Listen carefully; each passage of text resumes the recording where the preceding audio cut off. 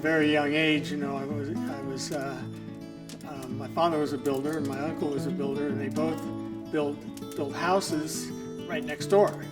And so my mother found me. I was about 2 years old, 2.5, and she couldn't find me, and she runs outside, and I was up at the very top of the roof on the construction project with absolutely no fear, obviously, of what was going on. My mother always told that story. We just ad-libbed whatever we could find, and it could be a mud house, tree fort. Our imagination was totally free. My parents had a cabin up at Lake Tahoe since I was very young, and I woke up one morning. I was always the early riser, and I come back inside and I go to my parents. I go, well, this is where I'm going to live when I grow up.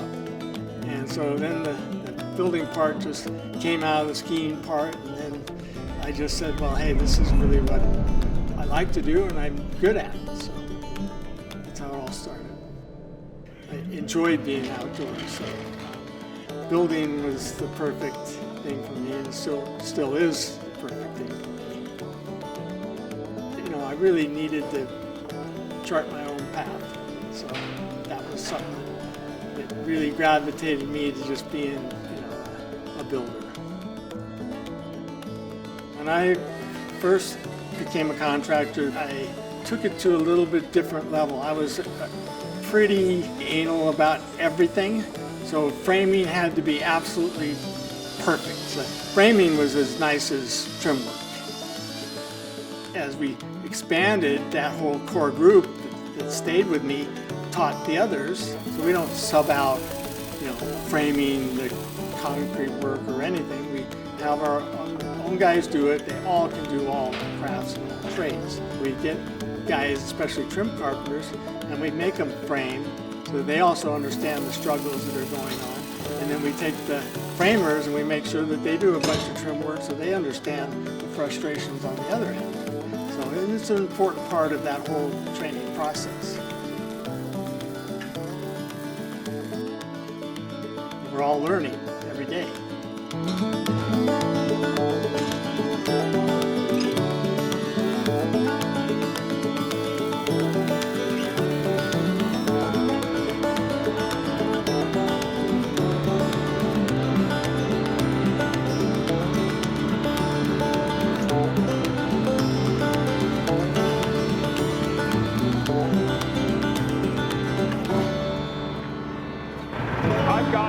I've got plenty of rigging. Sleep in right there.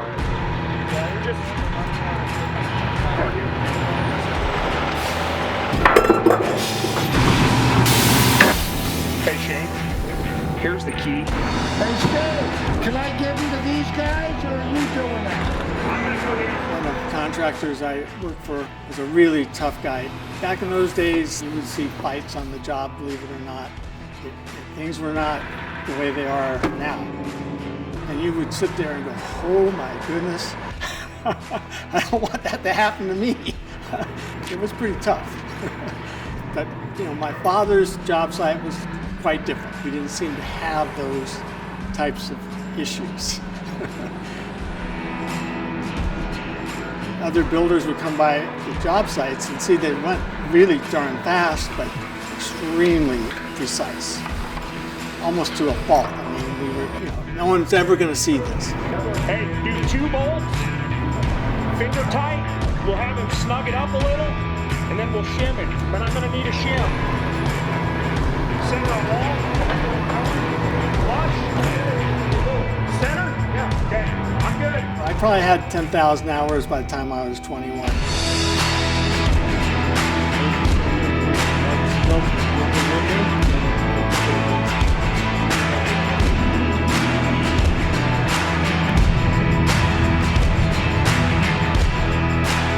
When it came to the design build part of it, it really kind of evolved.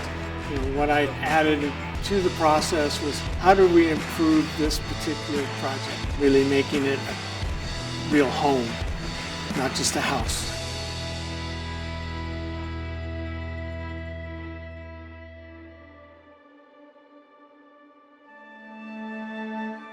What really makes the home is the absolute quality of craftsmanship. And that craftsmanship starts to exude itself.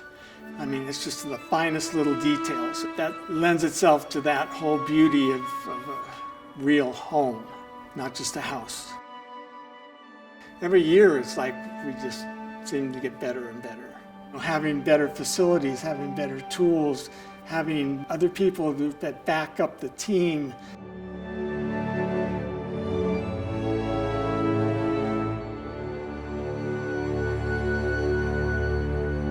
It's always rewarding when you get those comments of, this is a piece of art. I mean, I can't believe the craftsmanship. I can't believe that this all came together. And of course, all projects, at least our projects, take more time. We all have to just take a deep breath and make sure that it comes out perfect. We don't just build for a schedule. We don't just build exactly for a budget. We build to make this thing the best that it can be. So it's important that it comes out exactly right.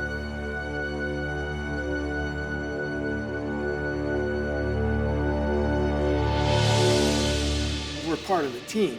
I'm not there to drive the cost up, I'm there to improve the project. If you want to be really budget-minded, you probably found the wrong person. Budget is not what I do. I do craftsmanship.